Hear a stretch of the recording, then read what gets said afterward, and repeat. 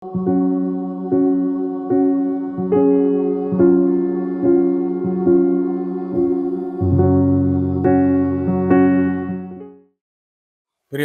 உங்கள் யாவருக்கும் ஆண்டவராகிய இயேசு கிறிஸ்து நாமத்தினால் அன்பு வார்த்தையை தெரிவித்துக் கொள்கிறேன்.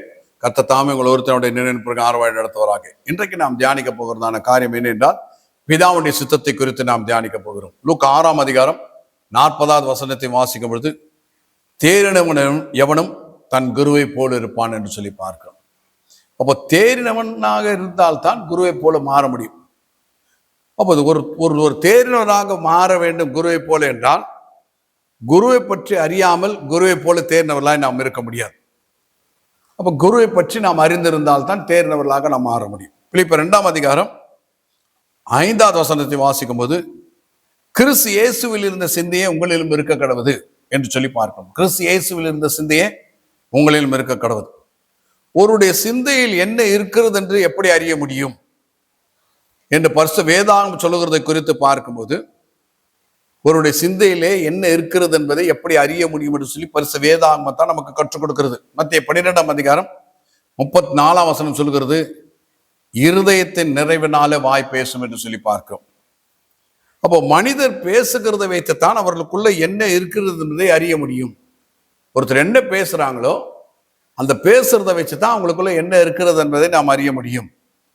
அப்படியானால் இயேசு கிறிஸ்து அடிக்கடி என்ன பேசினார்? அடிக்கடி அவர் என்ன பேசினார் என்று சொல்லி பார்க்கும் பொழுது, பிதாவின் சித்தத்தை பற்றி அடிக்கடி பேசுகிறவராக இருக்கிறார். இயேசு அடிக்கடி பிதாவின் சித்தத்தை பற்றி தான் பேசினார் என்று சொல்லி பார்க்கிறோம். யோவான் 4ஆம் அதிகாரம் 34ஆம் வசனத்திலே, என்னை அனுப்பினுடைய சித்தத்தின்படி செய்து அவருடைய கிரியை முடிப்பதே என்னுடைய போஜனமாக இருக்கிறது சொல்லி பார்க்கிறோம். சீஷர் அவரை போதனை பண்ண வேண்டும் என்று சொல்லி கேட்கும்பொழுது இயேசு அவர்களுக்கு சொல்கிறார், என்னை அனுப்பினுடைய சித்தத்தின்படி செய்து அவருடைய கிரியை முடிப்பதே என்னுடைய போஜனம் என்று சொல்லுகின்றார்.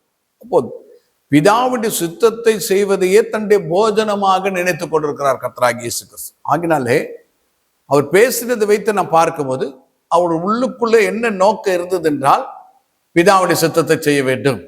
அதுதான் அவருடைய உள்ளார்ந்த நோக்கமாக இருந்தது. யோவான் 6ஆம் அதிகாரம் 38ஆம் வசனத்துல வாசிக்கும் போது, என்னை அனுப்பினுடைய சித்தத்தின்படி செய்யவே நான் வானத்திலிருந்து இறங்கி வந்தேன். இயேசு இந்த உலகத்திலே அடிமையின் ரூபம் எடுத்து மனித சாயல வெளிப்பட்டதுக்கு காரணம் என்ன என்றால், பிதாவுடைய சித்தத்தை நிறைவேற்றுவதற்காகத்தான் இந்த உலகத்துல வந்தேன் என்று சொல்கின்றார். அவருடைய சித்தத்தை செய்வதற்காகவே நான் இந்த உலகத்திலே வந்தேன் என்று சொல்கின்றார். ஆகையினால இயேசு பிதாவுடைய சித்தத்தை செய்கிறதே தன்னுடைய நோக்கமாக உள்ளார்ந்த எண்ணமாக கொண்டிருக்கிறார். அதுதான் வார்த்தையில வெளிப்படுகிறது சொல்லி பார்க்கிறோம். யோவான் 5ஆம் அதிகாரம் 30ஆம் வசனத்துல வாசிக்கும் பொழுது, என்னை அனுப்பினவருக்கு சித்தமானதையே செய்ய தேடுகிறபடினால் என் தீர்ப்பு நீதியா இருக்கிறது. என்னை அனுப்பினவருக்கு சித்தமானதையே தேடுகிறபடியினால் என் தீர்ப்பு நீதியா இருக்கிறதுன்னு சொல்லுகின்றார்.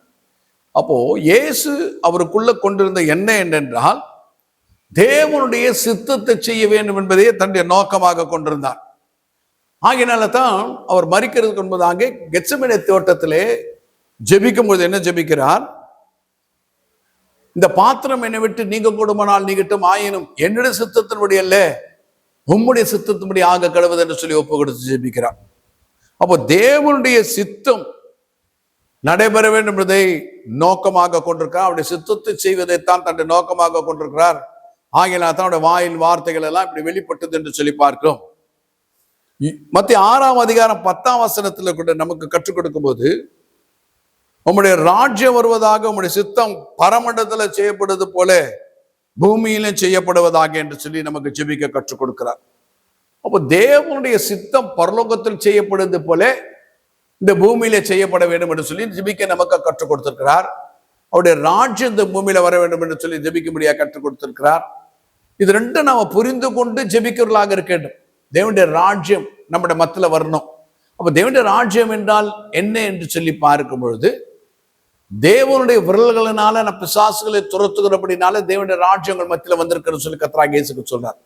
அப்ப தேவனுடைய ராஜ்யம் என்பது பிசாசு துரத்தப்பட்டு தேவனுடைய வல்லமை அந்த இடத்தை ஆளுகை செய்யும் போது தேவனுடைய ராஜ்யம் வந்திருக்கிறது சொல்லி பார்க்கிறோம்.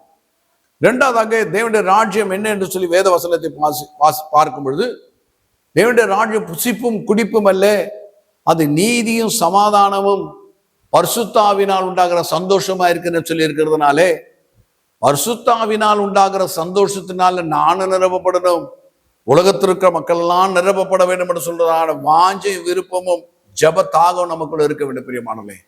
நான் மாத்திரமல்ல, பரிசுத்தாவினால் உண்டாகிற சந்தோஷத்தினால் நிரப்பப்படுவது உலக மக்கள் எல்லாரும் பரிசுத்தாவினால் நிரப்பப்பட வேண்டும். அதுக்காகத்தான் நம்முடைய ராஜ்யம் வருவதாக என்று சொல்லி ஜெபிக்கிறதாக இருக்கணும். அப்ப தேவனுடைய ராஜ்யம் என்று சொன்னால் பரிசுத்தாவினால் உண்டாகிற சந்தோஷமா இருக்கிறது.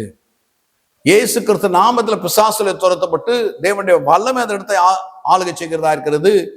இதுதான் தேவனுடைய ராஜ்யம் என்று சொல்லி பார்க்கிறோம். தேவனுடைய சித்தம் பரலோகத்தில் செய்யப்படும் போல அந்த பூமியில செய்யப்படுவது என்று சொன்னா அது என்ன அர்த்தம் புரிந்து கொண்டு நாம ஜெபிக்கக்கூடியவர்களாக இருக்கணும். ஏனெல்லாம் தேவனுடைய வசனத்தை அறிந்திருந்தா மாத்திரம் போதாது, புரிந்திருக்க வேண்டும். அப்பதான் பொல்லாங்க நமக்குள்ள விதைக்கப்பட்ட விதையை திருட முடியாது. அப்போ அவருடைய சித்தம் பரலோகம் செய்யப்படும் போல பூமியில செய்யப்படுவதுனா என்ன அர்த்தம் என்றால், பரலோகத்தில் இருக்கிறதெல்லாம் இந்த பூமியில இருக்கட்டும் கர்த்தாவே, பரலோகத்தில் இல்லாதது ஒன்று இந்த பூமியில இருக்கக்கூடாது. என்ன சொல்றது? பரலோகத்தில் இருக்கிறதெல்லாம் இந்த பூமியில இருக்கணும், பரலோகத்தில் இல்லாததெல்லாம் இந்த பூமியிலே இல்லாது இருக்கணும். அதுதான் நம்முடைய சித்தம் பரலோகத்தில் செய்யப்படும் போல இந்த பூமியில செய்யப்படுவது புரிந்து கொண்டு நாம் ஜெபிக்கக்கூடியவர்களாக இருக்கின்றோம். ஆக இயேசு கிறிஸ்து பிதாவின் சித்தத்தை செய்கிறதை தன் நோக்கமாய் கொண்டிருந்ததுனாலே, பிதாவின் சித்தத்தை செய்கிறது தான் அவருடைய நோக்கம் என்பதை அறிந்திருக்கிறதுனாலே, நாமும் தேர்ந்தவர்களாக குருவை போல மாறினா பிதாவுடைய சித்தத்தை செய்கிறவர்களாக இருக்க வேண்டும் என்று சொல்றதான வாஞ்சி விருப்பம் நமக்கு இருக்க வேண்டும். நாம் ஜெபித்து முடிப்போம். எங்களை அதிகமா நேசிக்கிறதான பரிசுத்தம் உள்ள பிதாவை கர்த்தராகிய இயேசு கிறிஸ்து நாமத்தோடு சுமத்துகிறோம்.